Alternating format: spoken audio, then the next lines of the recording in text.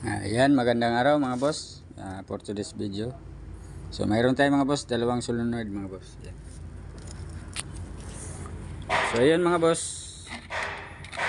ituturo ko lang mga boss kung paano tamang pagkakabit mga boss. Kasi yung minsan, yung iba mga boss hindi marunong magkabit, minsan nabaliktad to mga boss.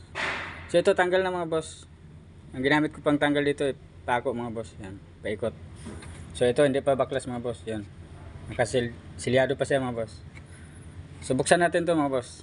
Para silang posisyon mga boss. Itong trigger, ito din yung trigger. Galing sa susi mga boss. Dito papasok yung mga boss, yung positive. Pag start dito papasok yung kuryente mga boss. Yan. So bunutin natin mga boss. So yan mga boss, open na siya yan. So kung mapapansin nyo mga boss, dito sa ground mga boss, yan. Ito yung ground mga boss, yan. Yung may bakal mga boss, dito yan.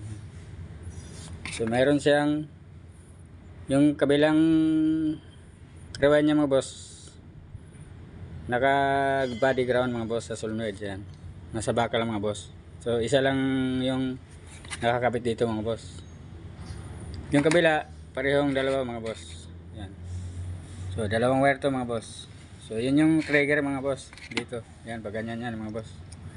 So pag start dito papasok yung kuryente mga boss. Yan. Sa trigger na to yan. So pag nagkaganyan yan mga boss, nagkabaliktad, papasok pa rin yan mga boss. Yan. Pero hindi yan tamang connection mga boss. Pagka nagkabaliktad na ganun mga boss, hindi siya under. Kasi yung ground niya mga boss, naging positive na. So salubong na po sila mga boss. Maring magkaroon ng problema yung yung starter mga boss. So kailangan mga boss, nasa tama. Yan. Make sure lang mga boss na nasa tamang pagkakabit mga boss. Yan. So yan mga boss, ang tama. Yan, pareho sila mga boss.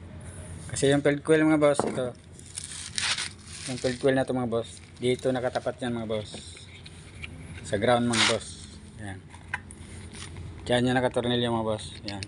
Sa ground na yan. Hindi yan po pwede rito sa kabila mga boss. Positive na po sa kabila mga boss. Ito po yung kinakabit yung kable dito nanggagaling sa baterya mga boss. So yan mga boss, maraming salamat.